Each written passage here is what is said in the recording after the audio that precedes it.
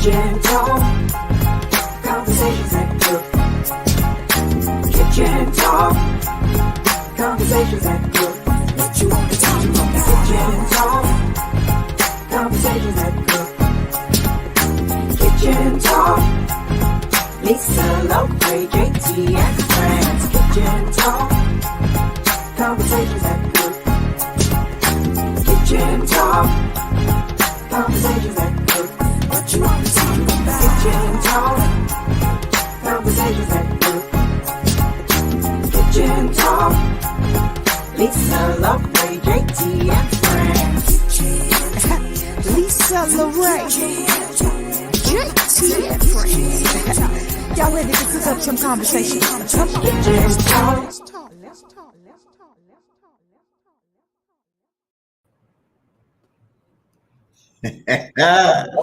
We is in the kitchen.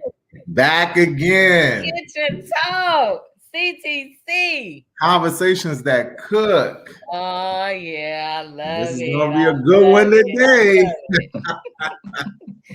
Yeah, I think it's gonna sizzle a little bit today. So hey, listen, before we get there, so that I won't get to the end and forget, we are in the middle of our summer subscriber campaign. Hey there, Mr. Richardson. It is in full swing. It is our summer subscriber campaign. Listen, tell a friend, tell a neighbor, tell your mama, tell your daddy, everybody. Hey, this is our goal. Our goal is to reach 1,000 subscribers. So actually, France got like over 1 million friends anyway. So if just half of his friends would subscribe, I think we'll be all right. They just need to push the button, Lisa. We need to push the subscriber button. Push That's that subscriber button if you on YouTube. Hey there, Mr. Bruce. So listen, there are prizes. Initially, we were going to pull those today, but I was thinking, since this is the wonderful month of August, that we would do it my birthday week. So on the 26th, I knew that was coming. I didn't wear my earrings. I wore regular earrings today, but y'all know I'll pull out some August stuff during the month of August. Because I mean, let's face it, it's just like the best month of the year. I mean, hey, do it. It is. So we're gonna pull those winners. There's gift cards. There is tax prep prize. There is you can win a spot on Kitchen Talk with us. You come in the broadcast room and chat it up with us. So we're going to do that on August the 26th, which is actually 3 days before my birthday, but I celebrate all month. So, hey, it is what it is. That's what we're going to do.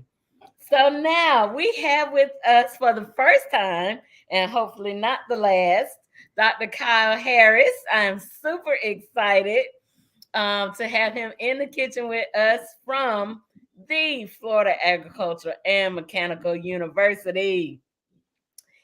That's right. No, hey, let them know. Let them know, Doc. Let them know. That's right. He is a history professor there. And I'm telling you, I have not sat in Dr. Harris' class, but if you walk by, oh my God, it's like you want to go in the door. I'm like, dog, I gotta work, but I want to go in the door and sit in this class. It's so exciting. Just to hear him and how he interacts with the students. And then they come out and be like, oh my God, this is the best class I ever had. I have heard that, Kyle. I'm trying to tell you, I have heard that. Okay. So we are so excited to have you here with us. And our hot topic for today is critical race theory. Now, I have to admit that it's only been recently, since this big buzz, that I really heard about critical race theory. And I did a little research, a little digging. And this theory has really kind of been around since like the 70s. Yep. 70s, 80s. It's even transformed a little bit into some other stuff. But I found it very interesting. So I was like, you know what? Let's just talk about it. Let's just talk Okay. about it.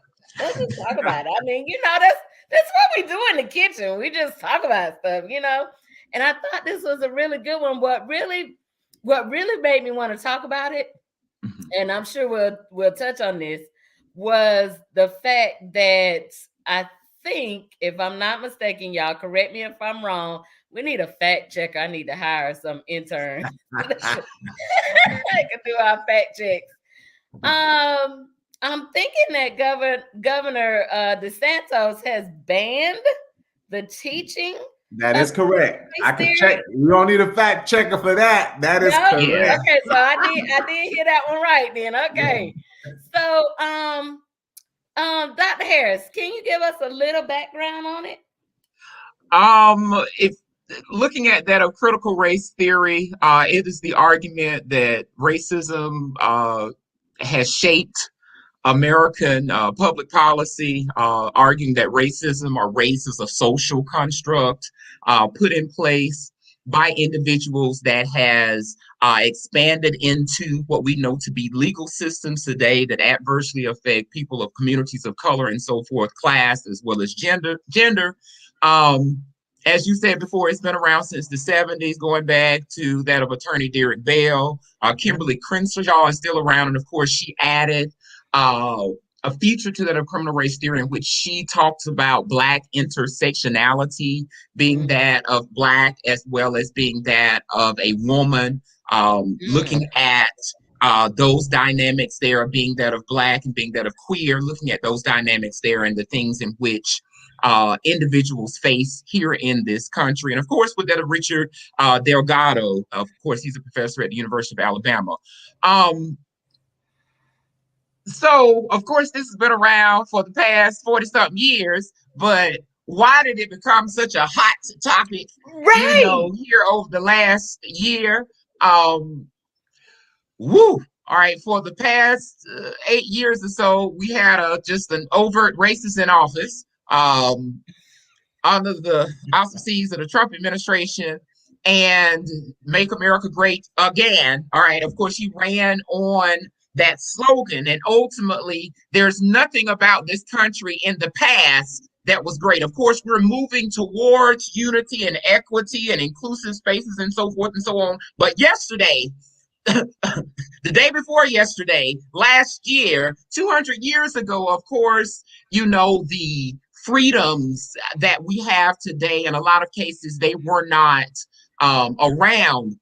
Is that non-college educated base, wherein these individuals feel as if they have taken a back seat to that of white liberals and Black intellectuals in this country, most particularly as it relates to the two-term presidency of Barack and Michelle Obama, and seeing Black people in that of proud and safe spaces. It created some sort of what I call a white backlash against their perceived notions that Black people had arrived, I'd say.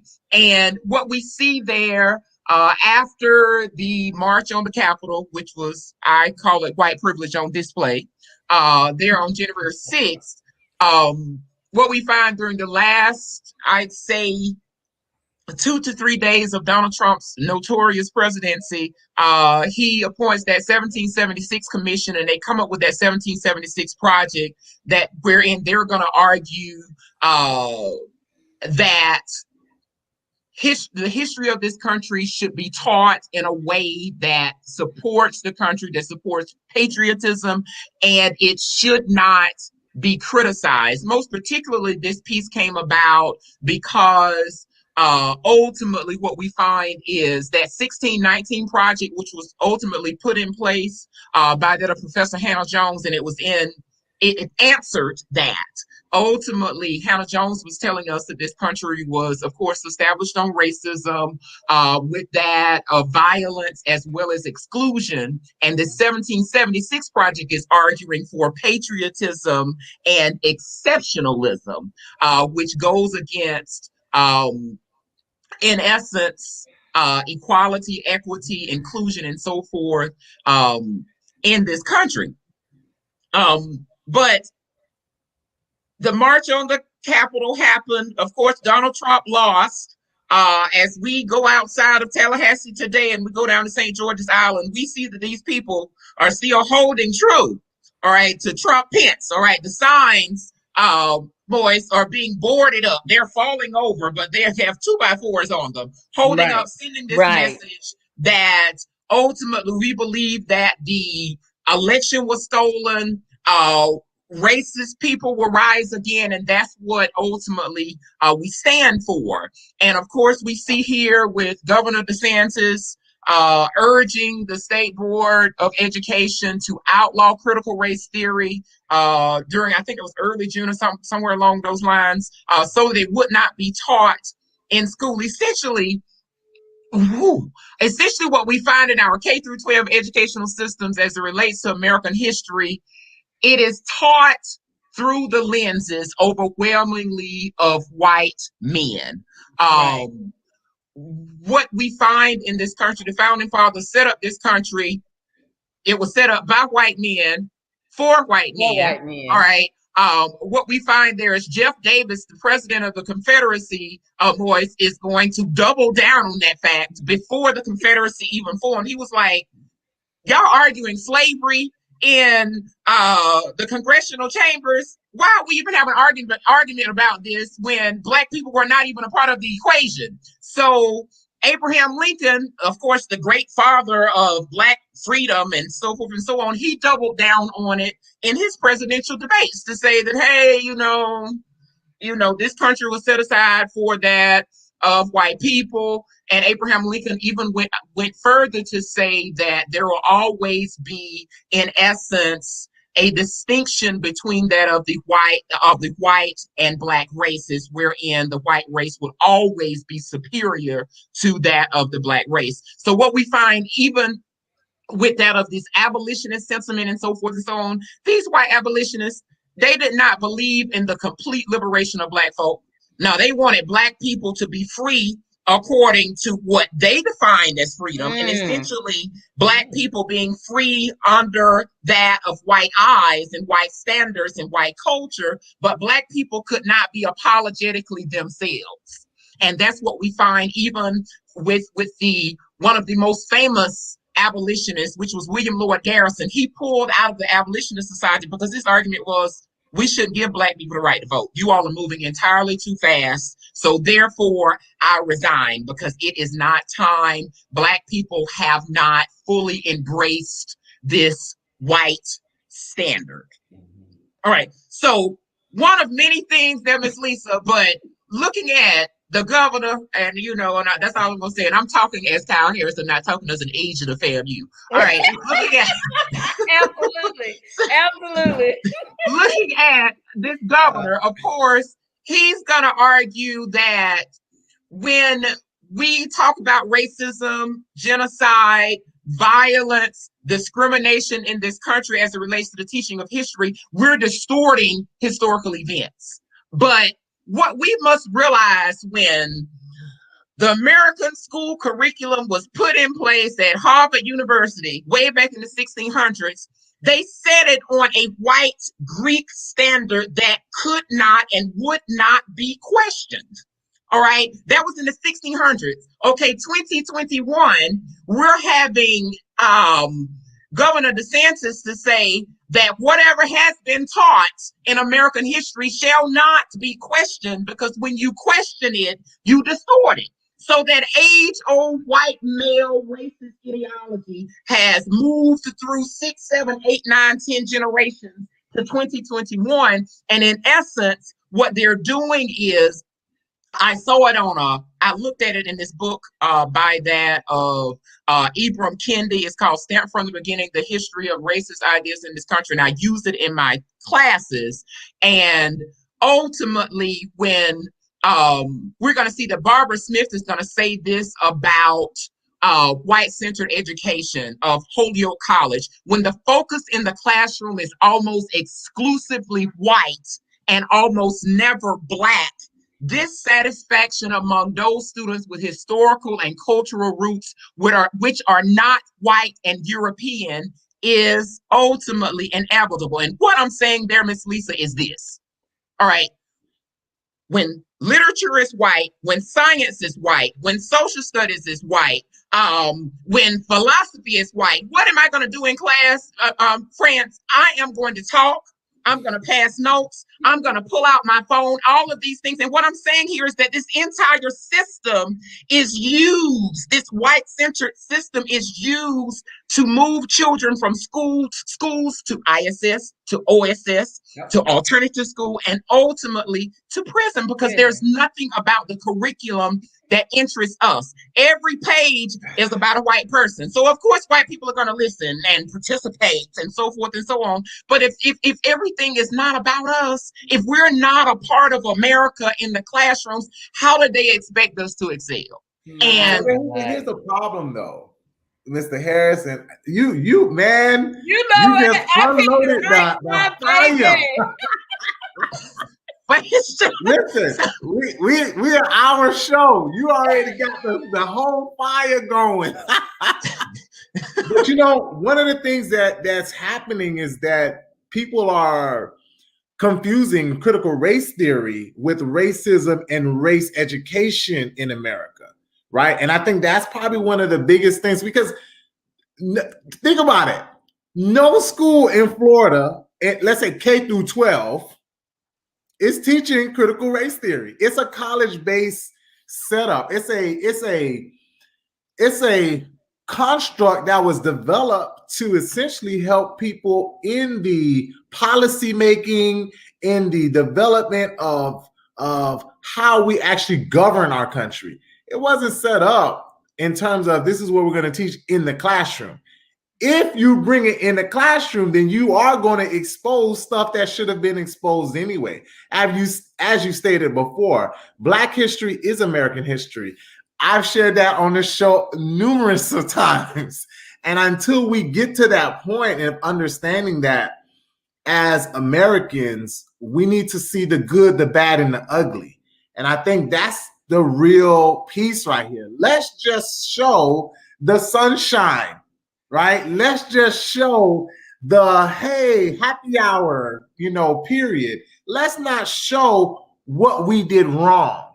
And, I gotta bring it back, because there are a lot of educators, both white and Black, who are on board to not just the idea of teaching critical race theory, but the idea of teaching racism in America. Racism. Not only racism, but also the real history of slavery in America, Jim Crow in America, violence in America. If we hide that, then we are essentially opening our doors to having it repeated again in our future history. It hasn't gone anywhere. It hasn't been eradicated. So it's not necessarily a repeat. I said that on the show before. I said on the show before that that time in history was during the Civil War. You remember that, Lisa?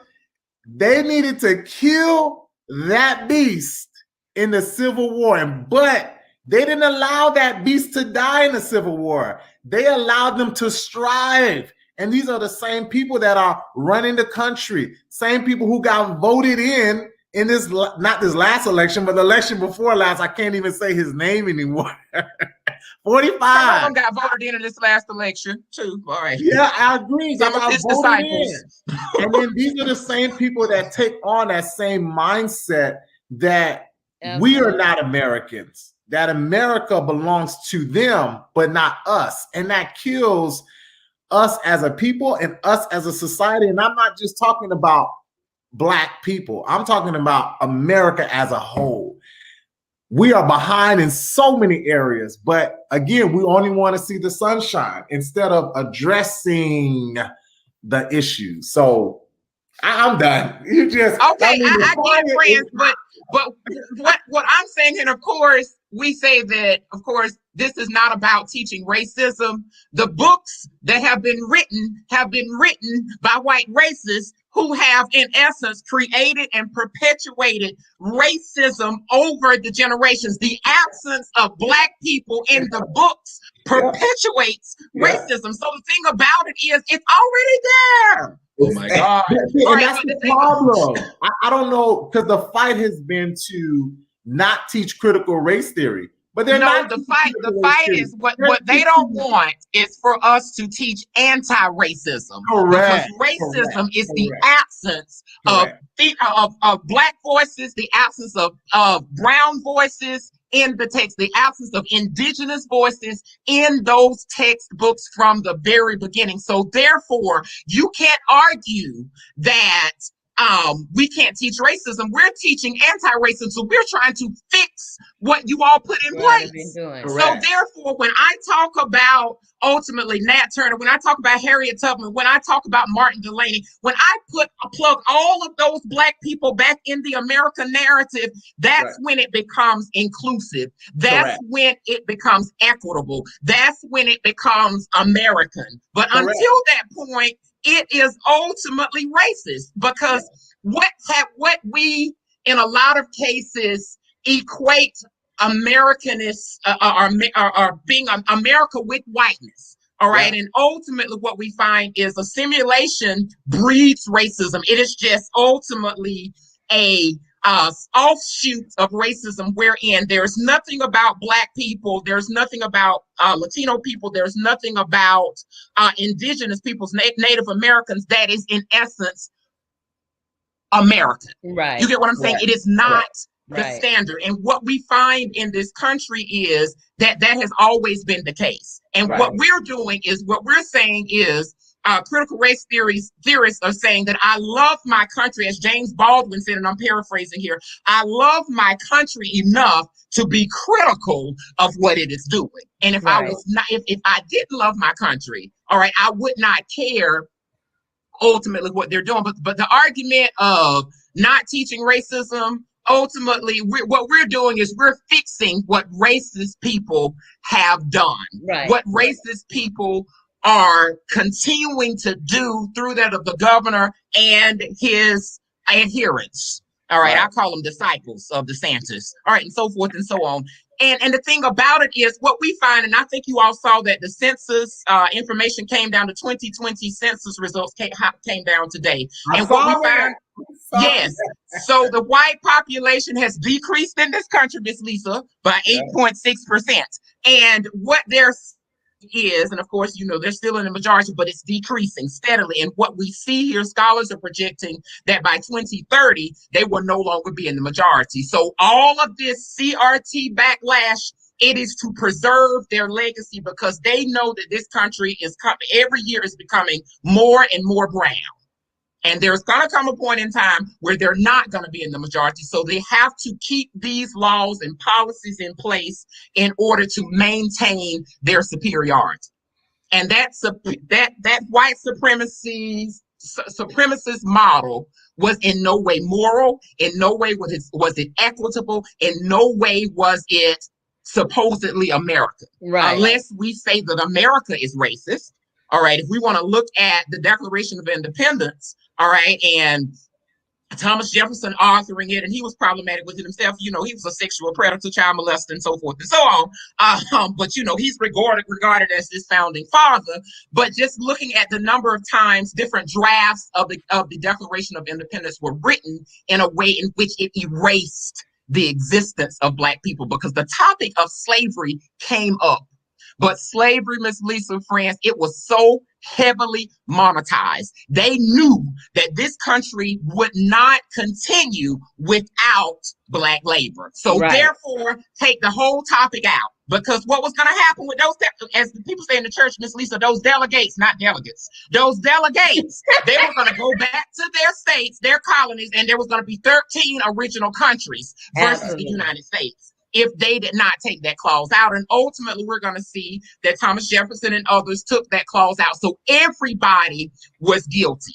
All right. As they say in the church, you sin by commission and omission. Some of them sin by commission, Miss Lisa, and the other ones sin by omission because they said it was fine. Right. All right. And so forth and so on. So essentially, they omitted the seed to do the right of racism, exactly, and white supremacy was in essence planted from the beginning. Yeah. White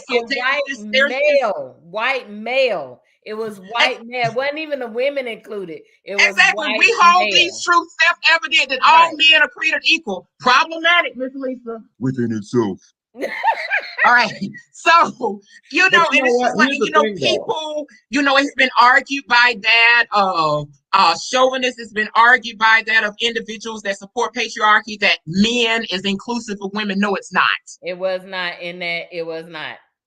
All right. And the thing about it is, we have to, again, watch our word choice, even in this day and time. And it's a process for everybody. It is. All right. So forth and so on. So it's just like, racism is so pervasive until it is normalized. Correct. And that's exactly what happened. It was normalized when they came here. It was normalized through Jim Crow. It was normalized. So you have people who just sat back, who knew it was wrong, but just said nothing about it. More importantly, I think, again, America is just like anything. It's growth. And we have gone through the good, the bad, and the ugly. We just need to remember that. And that's part of what this argument is about. Taking away the liberties that an educator should have to share what the truth is. And that's the other fight. Let's share the truth, not the half truth, not some of the truth. Let's share all of the truth. And then let's start to build upon that. And I think that's you said it right. The language was built on all men, right? But white men, white straight men, white straight rich men. All right, let's get all of those in there. White straight rich men. Okay. And you're right. You have to include that because it wasn't for the regular white man. It was the white, rich, and wealthy man. But the verbiage, the language, if used in the correct mindset, means that we all have the ability. We all should pursue happiness. We all, whether you male, female, black, white, Spanish, Indian, all of us have that. And that's what America is. I think in their thought process of making it just a all white fraternity. The forefathers thought process. The forefathers thought process did not have nobody else in mind. No, but you're right. They didn't. But in writing that piece, I don't think they knew what they were actually writing. They knew that it was for them. It was black folks in the room, friends. It was black folks in the room. Ultimately pouring tea, fanning Mr. Jefferson, wiping his face. Wiping his spit off. So they knew exactly what they were doing. It was not like they were in Independence Hall alone. No. I'm saying that, let's get this clear too. There was also black rich men there too. A lot of times we take that out of the equation. There are black rich men who were in that room. What I'm saying is that when they wrote that, I don't think they knew the validity, how far reaching it would go and how impactful it would be, not just for the people that they wrote it for.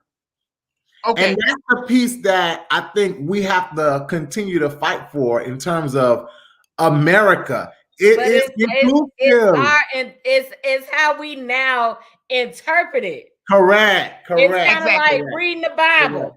It's how we interpret it now. To interpretation. But that was not the intent. Oh, I agree. Okay, because the Bible can enslave. All right, but I'm gonna leave that alone. So that's a whole nother talk. Listen, I had that talk with Lisa, and we spent like 3 hours on just that one talk. So listen. So what I say is this, friends. Now, of course, that argument of black folks being in the room, these rich black folks in the room. Now, all right, I got to go back and do my research on that. If they were in the room, they didn't identify as black. All right, and the second of all, you said something, and I like it, but we have gone through the good and the bad and the ugly in this country. I contend that we're going through the good. We have not arrived, and we are in no way close to arriving at a space that we call a democracy, a space that is safe, a space that is inclusive. So in no way, and I think about, the establishment of Juneteenth as a federal holiday. All right. And a lot of cases, what we find with oppressed people, we clap too fast. All right. And ultimately, we celebrate the day. We celebrate the day. Yes. All right. But ultimately, we know that the struggle of Black and brown people in this country, it continues because what I teach my students in class and what I know to be true, slavery in this country did not end. It just evolved. All right. And it's still in existence even to this day. Yeah. So I have to, remain vigilant. And I tell everybody that I see, we have to remain vigilant. All right. In this fight. Not for freedom, I would say, but for liberation. All right. So that heart, mind, soul, community, all about liberation. Right. All right. So I'd say that it continues. But once that was a narrative of the civil rights movement. Of ultimately we were overcoming. All right. And we find it again during the election of Barack Obama, with this being a post-racial society. What we find is that is not the case. No. All right. That is not the All right, I'm gonna leave it alone. That is not the case. That is not the case. In order for Barack Obama to ultimately become president, he had to distance himself from Jeremiah Wright, which was a critical race theorist. Oh my God. All right. So it's just like, in order for you to be the president, you have to embrace this racist ideology that if Jeremiah Wright says, God damn America, he can't be your pastor anymore and you can't be president. You know what I'm saying? So it's just like. How about this, Mr. Harris? You not only distance yourself from Jeremiah Wright, but you also distance yourself from Black people, period. In some ways. Let me tell you, he was already in a mindset of, I am the president for all people. And he is. He was. Shirley Chisholm was also, I just left DC and I got a chance to go to the African American Museum. If you have not been, it's a must go, period. Anyways, Shirley Chisholm was saying the same thing, and I was listening to her video. I'm like, wow, this is very similar to what Barack Obama was stating. Yes, he is the president for all people, but guess what? All Americans don't believe that you're American. True. So think about it. Problem. He had the opportunity to kind of change that, but still, America racist is too deep. It is so. But the thing about it now, I don't want you to get it misconstrued. Now, I appreciate everything that Barack and Michelle did to move the race forward. Could they have done more? Yes. I believe, but you have to be in that space. All right. And the thing about it is all about negotiation and playing politics, and you win some and you lose some, and so forth and so on. And my thing is, of course, they won some and they lost some. So now it is on the next administration to win more and win more. Each generation wins. We all stand on the shoulders of each other, and that's the way we continue to move it forward. So I won't, in essence, I'm not diluting. I say. I discredit Barack Obama and his administration, but I just use that as one example of how we have to, what do they call it? How we have to be politically correct. All right, in a lot of cases, in order to be the president of the United States. All right, and so forth and so on. And just going back, country made for white men by white men. 44 of the 45 presidents, 45 of the 46 presidents are and were white men. Right. So 45 of the 46 vice presidents, Miss Lisa, were white men. All right, and so forth and so on. So it's just, so, and I'm saying all that to say that, again, the struggle continues. The fight continues. Absolutely. And I think one of the things that I see is change most of the time comes when you are uncomfortable.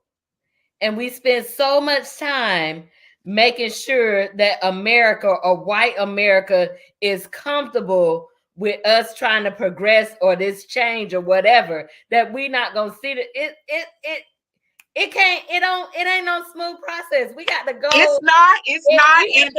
At it. You have to go at it, and you cannot do that in a sweet, kind, no, come on, you can't do that because everybody feels like it's the. So if we don't throw away the history book and rewrite a history book, you can't do it piece by piece. You got to just do it, rip the Band-Aid off, and let's move on. Let's move and that's forward. Why I and say, to me, that's what critical race theory is. We're not discounting this, that, and the other, but what we're saying is, what I feel like it's saying is, you got to add in what the contribution of non-white people was to this country, number one. Women. And women, right, gender and all of that, number one. Number two, you have to take into account that if you look at it from a sociology standpoint and how policies are being made, race is a factor. Yeah, and you can't get away there's no way that you can discount this whole system. All of this by I'm colorblind, I don't see color, that is a lie. If you don't see my color, and think about it, Ms. Lisa, that's racist within itself. I need you to see me as a Black woman. All of me, okay? with my twist and everything. I need you to see me. Don't be talking about color. Nah, y'all done got me all hot and bothered. Well, listen, y'all be talking about colorblind. That don't make sense to me. That does not make sense. I don't see color. What do you mean? I am a Black woman.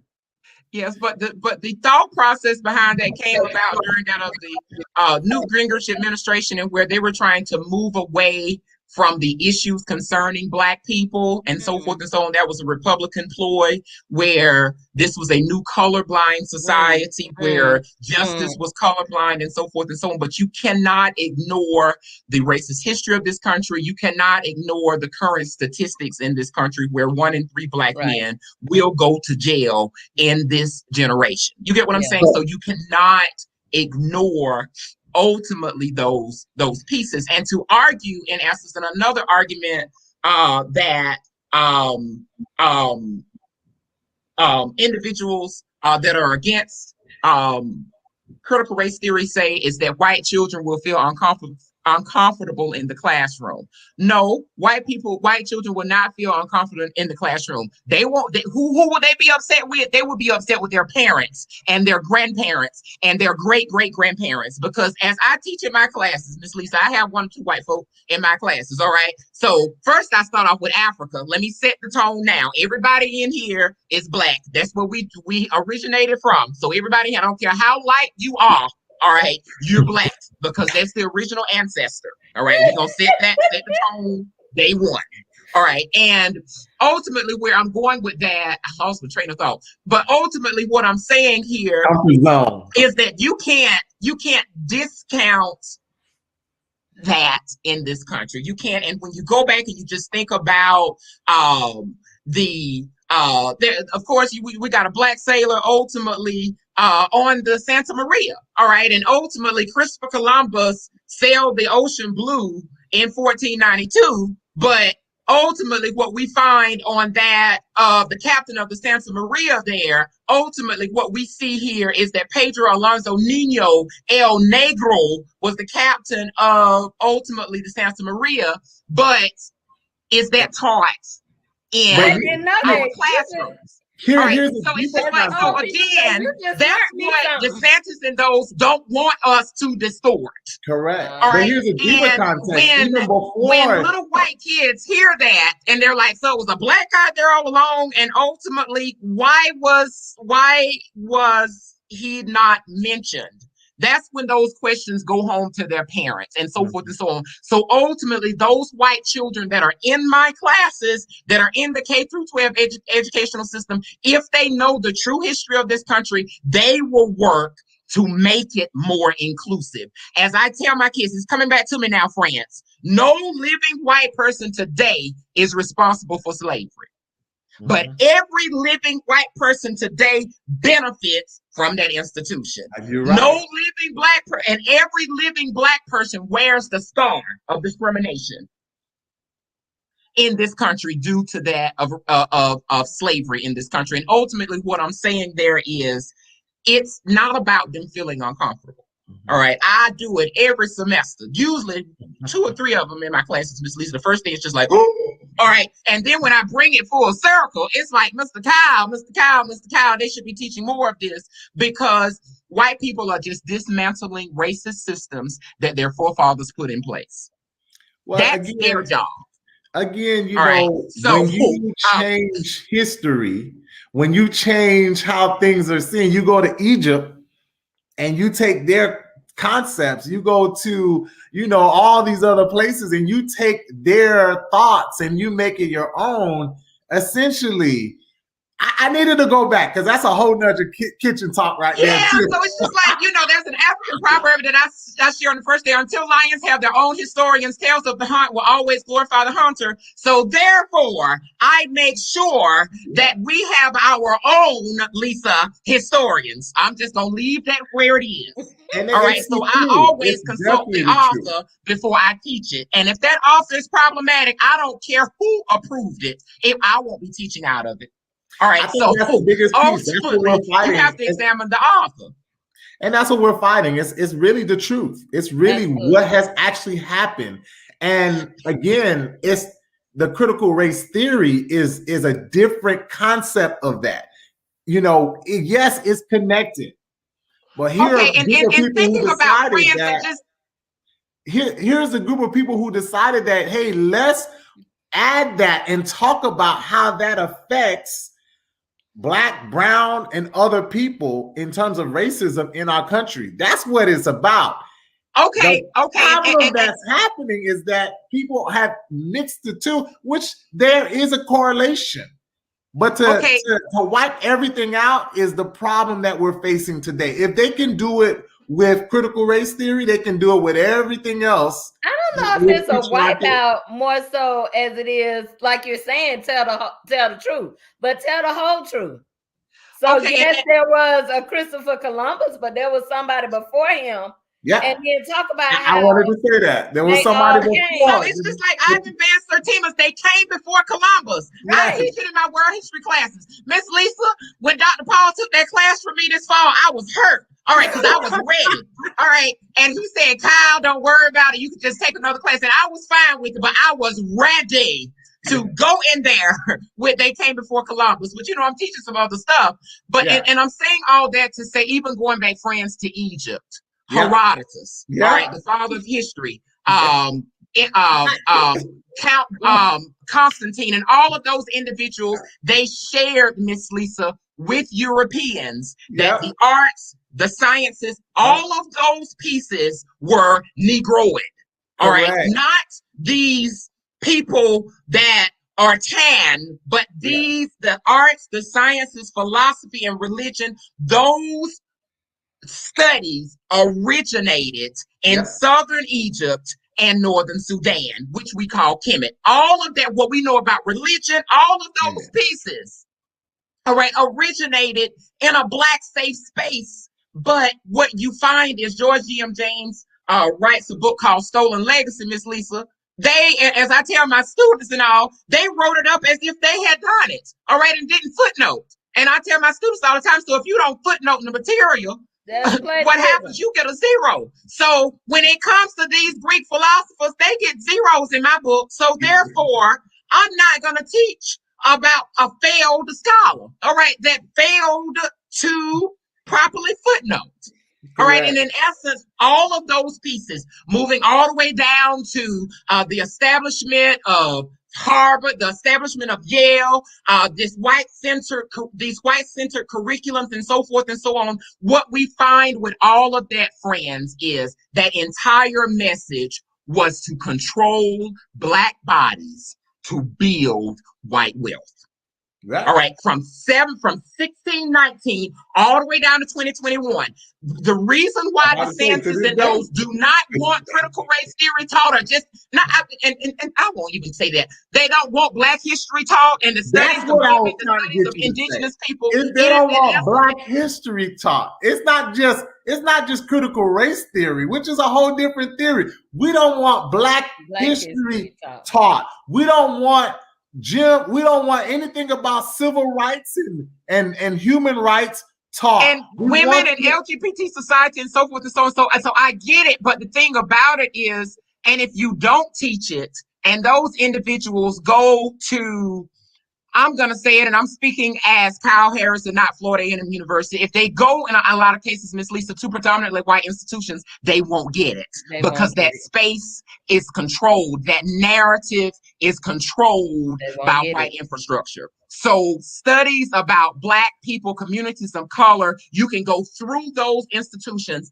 and never touch it. So therefore, those individuals obtain full degrees, bachelor's degrees, master's degrees, doctorate degrees. Then they go out into society, and when they see institutional and systemic racism happening, they are aloof because they don't know. And because they don't know, those white racist people win. And going back to originally what I said, controlling Black bodies to build white wealth. When we think that the prison population and prisons and all of those things should be set aside for Black people, and we don't find that to be problematic, how white people are benefiting from that every day, all right, that's because those individuals have not been taught institutionalized and systemic racism. And the thing about it, and France, you keep saying that critical race theory and Black history is two different things. I think they come together perfectly. I do too. All right, because you can't teach one without the other. All right, and I use in my African American experiences classes, Miss Lisa, I use Angela Davis's book, Are Prisons Obsolete, for us to look around us as it relates to how Black men and Black women are being enslaved in America's prisons, all right, and how we house more prisoners in this country than any other country on this globe. Wow. So, and absolutely. You know, and the wealth that is being amassed through the control of Black bodies, controlling Black bodies during the institution of slavery, controlling Black bodies while our folks, my mama, Miss Lisa, was born on a white man's property, and my grandparents were sharecroppers. We find my parents' generation being controlled by a white infrastructure and moving all the way down to us. Right. In a lot of cases, Miss Lisa, and I just thank God, and I thank God for the ancestors that we're able to work at a Black institution. That is not the story of the majority of persons of African descent in this country, where we can operate unapologetically as who we are and be able to center our agenda before the State House, before the White House, and so forth and so on, and be heard. Now, they may sometimes turn a blind eye to us, but we have that unapologetic space. And what I look to do, as Bernard Kinsey said, which is an alumnus of Florida A&M University, I look to leave the door open, Miss Lisa, and I'm sweating, and the ladder down for other Black people unapologetically. When you know, as in the words of Fannie Lou Hamer, what they have done to us in this country, you can't leave that door open and that ladder down for another Black brother and a Black sister. All right, you can't. There's no way that you can't. And you hear these people argue reverse racism, sweetie. You can go on with that. You can have many seats. When we look at the racist history of this country, how y'all put it together, Richard Hatloop wrote letters to London telling them, white poor people, you can come to America and be rich. And it was a get rich quick scheme. You come as an indentured servant. You work for 7 years. You get 100 acres of land. You can mortgage that land, Miss Lisa, and get you 10 slaves. And those 10 slaves don't procreate. You can have sex with them and get more money. So it was a win-win. All of those things were legal for white folk. It was. And that's the crazy part about that. But the other thing is that it's still about the money. Whether you are white, Black, Indian, Spanish, Listen, dollars was pushing it. If you didn't Yeah, have so it, it was heavily monetized, and oppression and Yes. oppressive systems in this country are heavily monetized. And I'm glad that you brought it up, friend, because racist people are not necessarily just all white folk. All right, a black person can perpetuate racism by, advocating against that of critical race theory, advocating against that of Black history. Ultimately, and white people can do the same. So ultimately, as we all know in the Black community, all skin folk, Miss Lisa, ain't kinfolk. Well, you said it too. Omission is still a sin, right? Just because you don't say nothing, you don't do nothing, or you actually fight for the other side, you are actually helping push the narrative that we're trying to stop. You're supporting the status quo. So, so what I do in my classes, Miss Lisa, and I'm pretty sure you do the same thing in France, is assist the students in putting together arguments that are rooted in the history of this country and so forth, to begin to expand the spaces of democracy and expand the gates of democracy in this country. So I put together debates and so forth and so on, and sometimes you may have to argue against what you stand for. And the reason why I asked them to do that, Miss Lisa, is that you need to know what ammunition the opposition is using against us. So therefore, you're going to argue for the Confederacy today. I want you to be well versed in what these people said about us. All right, Miss Kyle, I don't want to do that. You're going to do it today. All right. So I love that you're doing that in your class, because that's what the argument is about, right? I want to know what both sides of the fight we're fighting for, right?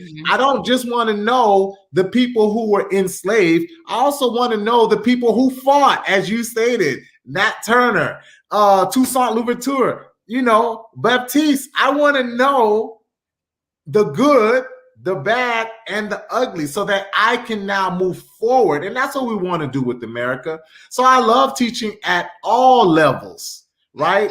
With all different types of students, because that's what we need to be, pushing forward a better America. And to do that, we got to reckon with the past so that we can move forward into the future. There's no other way. If we keep running, it's getting hot in here. It's hot. I'm not sitting in my kitchen, but I'm sitting in my dining room. I'm sweating. You said it was gonna get hot. Woo. I told you it's gonna be a hot one. I told you. I have to turn my air up. I got it on 72. I told you it's gonna be a hot one.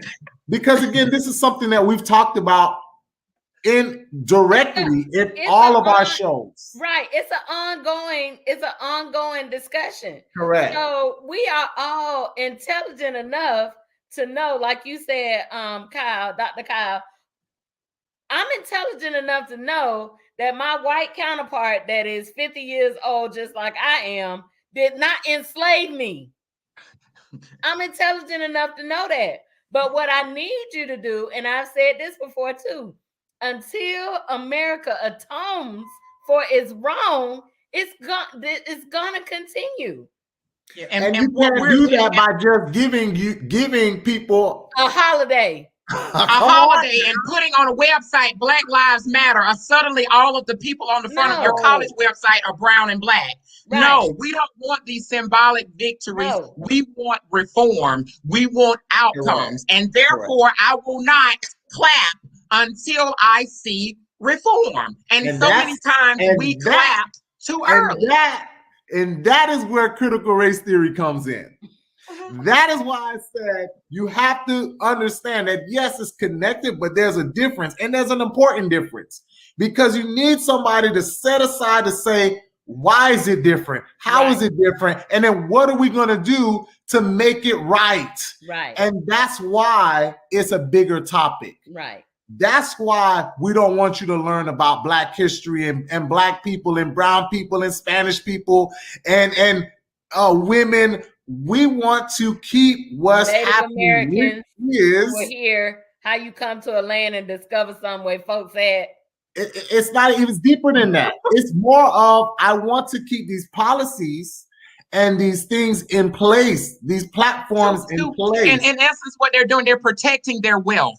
All right. So really.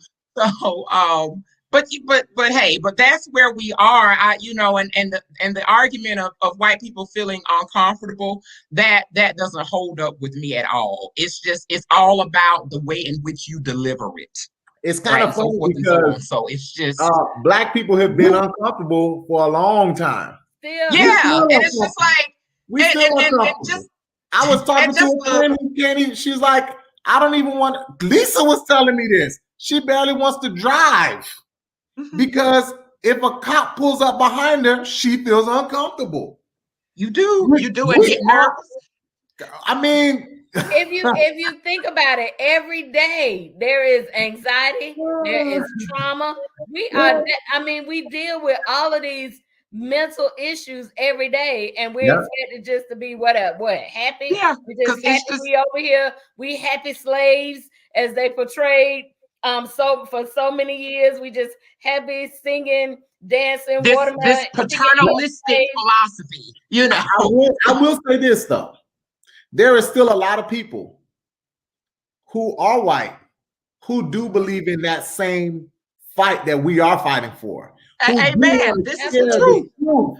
Who do want to share and give you the ability to say, hey, teach what you need to teach. Absolutely. Share what you need to share. Let's push the needle forward. And you got to give them the credit too. Absolutely. Okay. There's still too many who fight in the wrong fight. Go ahead, Doc. Okay, in France, I get it, and I love it. I love my white brothers and sisters in the fight for Black lives and so forth and so on. But Miss Lisa, I'm gonna use you as an example. If you're in a room talking about women's rights and equal work, equal pay, in Florida they give women 88 cents on every man's dollar. If I walk into that room, Miss Lisa, I can support you. I can donate to your campaign, but I cannot be the face of your movement because I'm not a woman. Are you all right? And that's one thing that we have to realize as Black people.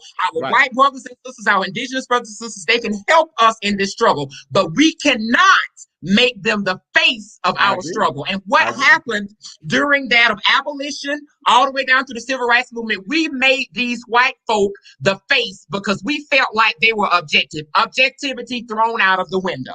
All right, so we have to make sure that those people are supporting us and they are not center stage in our struggle. That's one thing that we have to realize, because when you do that, if I become the face of women's rights, Miss Lisa, there are certain things I'll never understand about what you all go through. And guess what? You may find it to be a problem as a woman, but me as a man, they'll get over that. It doesn't matter. She's just angry. She's just an angry Black woman. They don't need that policy passed. So therefore, we have to be vigilant and remember to keep our spaces safe, to keep our spaces focused. All right, as we move this Black liberation movement forward, because it's ongoing, it never stops. But you do agree that you have to, not the face of, but you do have to see it. Mm-hmm. Okay, because and I say that because we can scream. I can be a woman and scream at the top of my lungs, and I think I said this before too, that we get together as women and we have these talks. And about empowerment and this and that and the other, and there are no men in the room. Right. But my thing is, it can't shift or change until the other set of people are in the room to help shift and change, is what I'm saying. You got my point.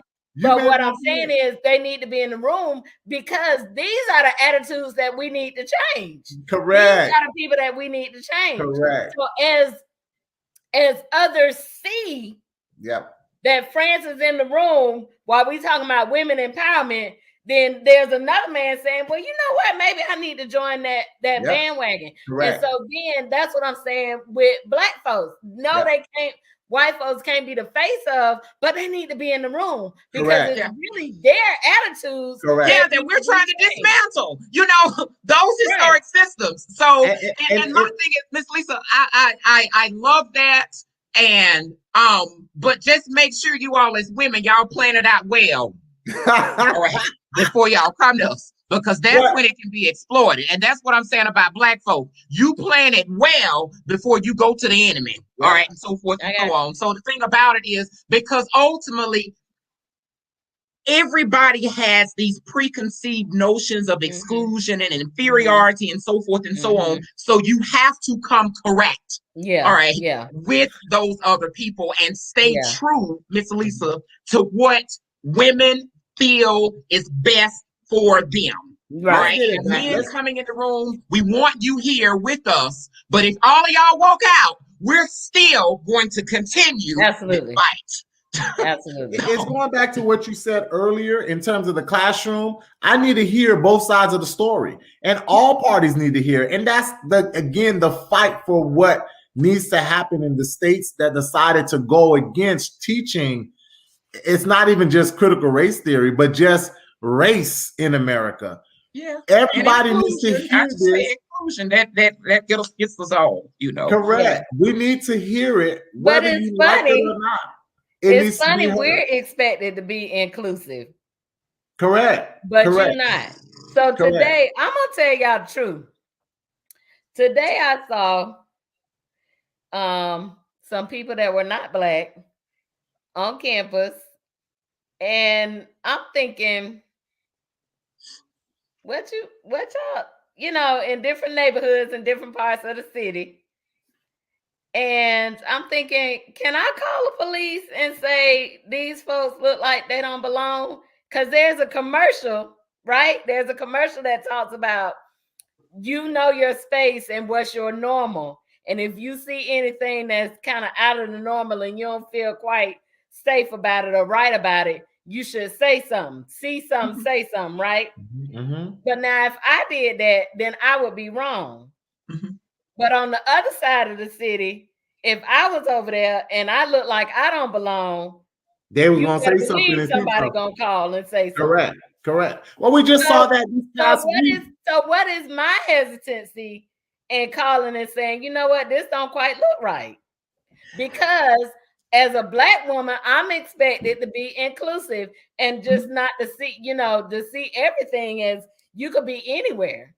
But this was an all Black, historically all Black neighborhood. And now I'm seeing this and I'm seeing that. And I'm like, wait a minute. This was, you know, when I was in Seattle, there was a red line district that only Black people could live in. And so then it was decided that they wanted to move some other folks in the neighborhood. And then now it's not all right. So they're moving the Black people out. I'm like, come on. Yeah, so gentrification again. Gentrification. So all of this again goes back to, you have to put in the equation of everything that's going on, race. And that's why it's important that it's no way around it. That's why it's important that it's taught and not taught in just a diluted form, right? Let's talk about it the same way you said, Dr. Harris. Let's debate it. Let's see all sides of it so that we can come together and say, okay, I got your side. I hear your point. I understand where you're coming from. And I hope you understand our side as well. That is essentially the fight that we're going to have to continue to fight. But you said it right, Dr. Harris. We need to have the right foundation, the right people to continue to push that needle so we don't get lost in the sauce. Because there's some people it's just kind of hard to teach. There's some people, my people, you know, lost in the sauce. They lost. Those that think we have arrived. So you know, know it was plenty of them when Obama won that was like, oh, we finally there. And I was sitting there like, I love it. I love him. I prayed for him. I prayed they wouldn't kill him. All of that. But we ain't there, y'all. Yeah. Well, I said this, and I shared this on the show as well many of times. We have to, again, start looking at the future. Yeah. So once we won, I text this.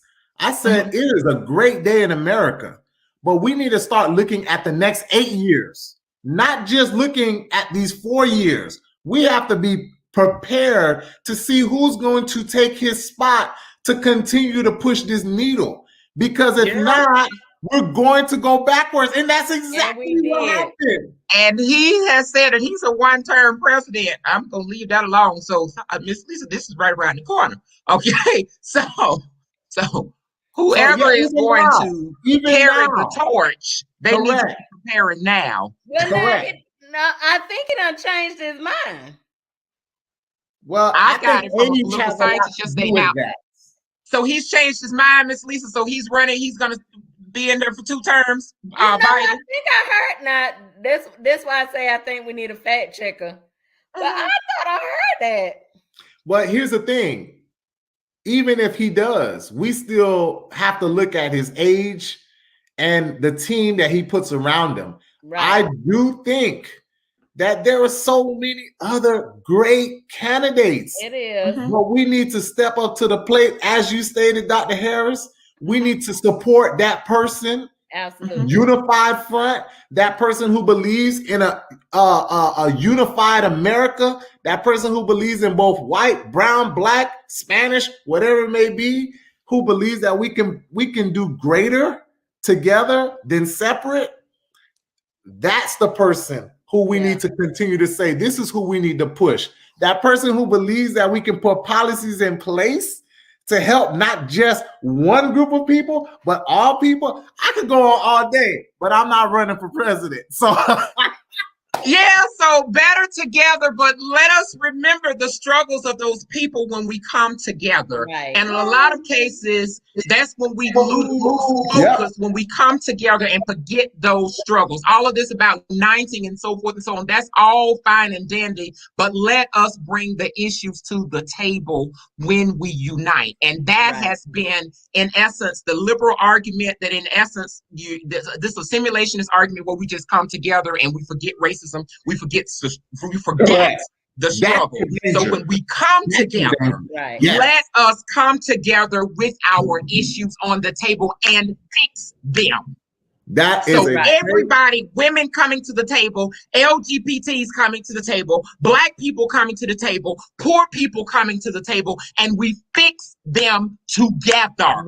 And what I'm saying by that is the challenges of Black people are rectified, poor people rectified, LGBTs rectified, and so forth and so on. But we can't run with one and forget the other 3. Absolutely. And that's what has been happening. Absolutely. And it's happening now, Miss Lisa, but I'm gonna leave it alone. Absolutely. All right. So it's just like you can't unite a country in essence that is bleeding. All right. You can't heal a country that is spewing blood everywhere. So you have to work to medicate and assuage whatever and bandage up whatever is going on and work to heal it. Because in a lot of cases, we bandage it, but it never heals. So it just comes back off and it spews blood again. And that's the story of white supremacy in this country. We never nip it in the bud. We always argue, let us come together. That whole crap with Donald Trump. All right. And marching on the Capitol, Charlottesville, all of those pieces. All right. And then suddenly let us come together. I read an article on that by Ibram Kendi maybe about a year ago. All right. Where we're coming together, but we're forgetting the challenges. Correct. Yeah. I think. And when you come together, Miss Lisa, and forget my challenge. We got a problem. I'm through with you. I have done like Pontius Pilate. I've washed my hands of you. All right. So absolutely. Oh my God. I think I remember during the elections and all these celebrities and this, that, and the other, but one of the things that I remember that sticks with me was Ice Cube saying he wasn't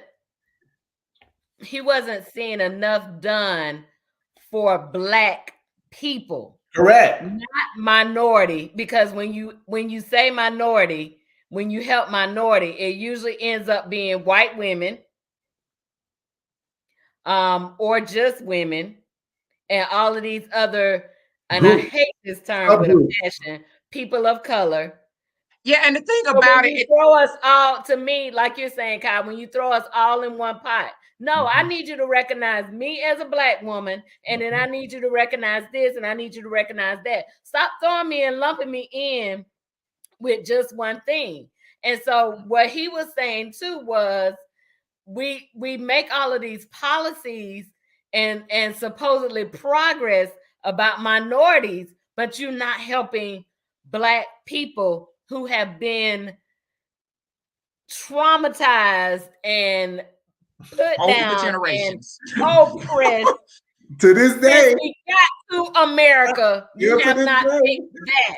yeah. Yeah, so the thing about it, and Miss Lisa, I don't even allow my students to use the term minority because the root of it is minor, and there's nothing about Black folk, women, LGBTs that's minor. So therefore, it. whoever you're speaking about, you say the Latinx community, you say the Black community, you say the LGBT community, but you will never use minority in my presence because Love it. ultimately it waters down the issues Absolutely. facing marginalized people. So Absolutely. therefore, I don't use it. Be definitive on what you're speaking to.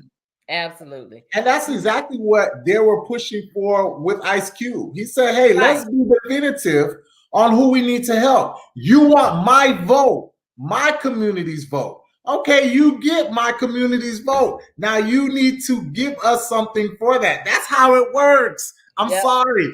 And Lisa, you said something earlier that's so true. Sometimes you just got to pull the Band-Aid off, Doc, and let it bleed and figure out if it needs a stitch or if it needs some type of glue, whatever, because the Band-Aid is not working anymore. Yeah, so it's just and we bleeding. So I think, again, this is a time to say,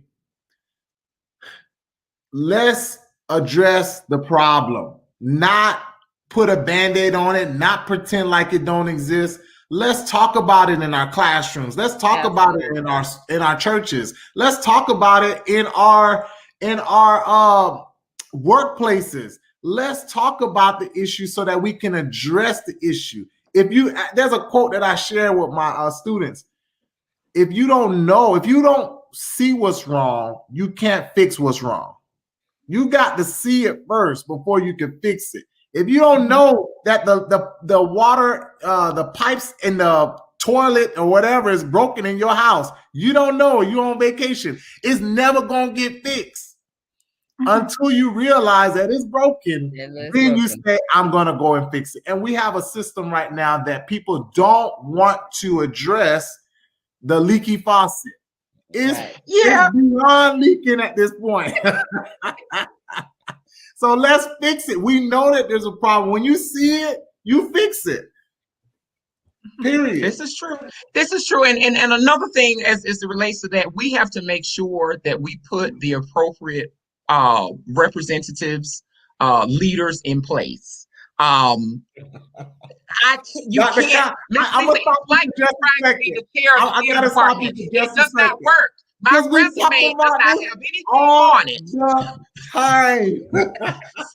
So when you come to me, when I go to you, Miss Lisa, saying I can just transform Charles Winterwood Theater if you make me chair, you're gonna be like, go on somewhere. Nothing about your resume says theater. All right. And in a lot of cases, we allow people to come into our churches. We allow them to come into our schools. We allow them to come into our civic organizations and ask us to vote for them. And their resume does not dictate any services that they have done in our community. And the question always should be, what have you done consistently over the past few years? Not just last year when you decided that you wanted to run. Because in a lot of cases, we continue to put incompetent people, we continue to put swindlers in office that in essence, take us for a ride every election season. And we have to be adamant and vigilant to say that if you want to run to represent us, you have to be one of us. If you want to fix A, B, C, and D, we have to see where you fix things in the past. If you haven't, I'm sorry, brother, you need to go out in the field and do some more work, but it's not time for you to run. I'm sorry, sister. Absolutely. You have not done anything in the projects on the South Side. So therefore, we don't need you to run. All right. This is the first time you've come to Bethel AME Church in the last 4 years. We don't need you. Right. And I said it. And my pastor's gonna get it, but he'll be all right. But the thing about it, I just get annoyed by that. Well, we do you it don't anyway. Live with us. You don't come to our We've never seen this person This person never came. Oh, he the deacon. What? So it's just like, don't come into our spaces requesting votes when you know that you're not a part of our community. Right. That you don't advocate for us. Right. Absolutely. Okay. Well, that you have not advocated for us. You may be advocating now. Whew, I'm gonna leave it alone. But that's just problematic for me. Okay, so Dr. Kyle, you definitely have to come back to Kitchen Talk. I'm just gonna send you the link every week, and you just pop in whenever you want to. Okay. I love it. It's just, I love it. And I think I said this last week too, because my pastor says you don't have to have a sermon on holiness, because if you just preach the word, holiness will come up. So we don't have to have a conversation topic on voting, because it just keeps it's gonna come up, because it's like we have to put the right people in place. Absolutely. I mean, again, and quit compromising. That's the part that gets me. We compromise, and as Maxine Jones says, we give our power away. When we do that. And that's why we have this problem today in terms of critical race theory, in terms of racism, because we allow the wrong people to continue to push the narrative about a lie. Oh Lord, I mean, we done went past our time. We are I keep trying to see. I cannot reclaim my time. I talk a lot, but it's really France that makes us go over time. I love it, and I think it was me too, Miss Lisa, this week. Okay. Yeah. Because you know what? This is what we need to be reclaiming. Mm-hmm. This is what we need to be talking about. But yet we have people in office who tell us you cannot do that. Absolutely. And to me, that is a slap in the face to what America was actually all about from the first place. Absolutely. Y'all left England for one reason, because to be the free king and liberated told you but then to you do get what over here and oppress people. Correct. Well, but I mean, if you look at it though, it comes from you doing what you grew up with.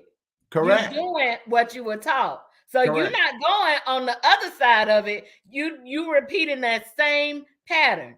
So you came over here to be free, religious free, or whatever free, and then you come over here and do. They replicated it, Miss Lisa. That's why you have New Hampshire and New Jersey and New York and all of these places, because you got those same places called Yorkshire and Hampshire and so forth and Jersey on the British Isles. They knew exactly what they were doing. A plantation, they're transplanting their society. Absolutely. Like I said, Civil War was the best time to kill that beast.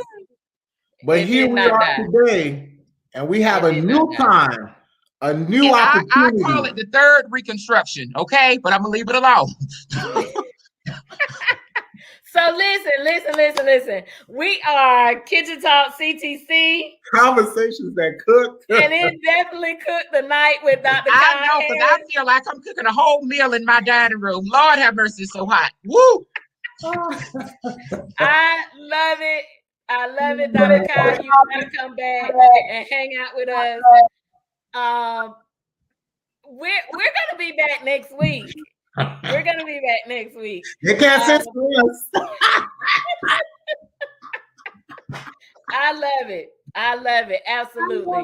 So again, if you are watching us on the YouTube channel, make sure you hit that subscribe button. Yep. If you're watching us on Facebook, hit the like button. Please tell a friend, tell a neighbor, tell your mama, tell your daddy. The kids can watch us for the most part. Because we keep it clean, but they need to be informed too. Yes. And then if we have to get a little bit on the dark side, we'll give you a little warning. I am so excited about Kitchen Talk, as you all can tell. Again, we're doing our summer subscriber campaign. We will pull subscriber names. We're giving $50 gift cards, guest appearance, and we also have a gift of tax preparation and filing up to $300 that we're going to give away. And we're going to do that the week of my birthday, August 26th. My birthday Happy is early on the birthday, Miss 29th. Lisa. Thank Legends are you. born in August. But we'll be doing that. I think we're just going to have a whole birthday party for me that day. I don't know what we're going to talk about. We may just, I don't know. We'll see. But yeah, please come back, join us next Thursday, 9:00. We'll be right here streaming live. This is for real live, y'all. Oh my God. Thank you, Mr. Richardson. Thank you very much. And no filter, as you all can see, no editing, no, none of that. All right. We just do what we do, and what I love about it is we're unapologetic. It is what it is. So absolutely, absolutely. So come back and see us next Thursday, 9:00. I'm gonna see if Dr. Kyle gonna join us again, but I will definitely be sending him the link that he could just pop in anytime he get ready. I love it. We'll see you all next week. Bye. All right, see you next week.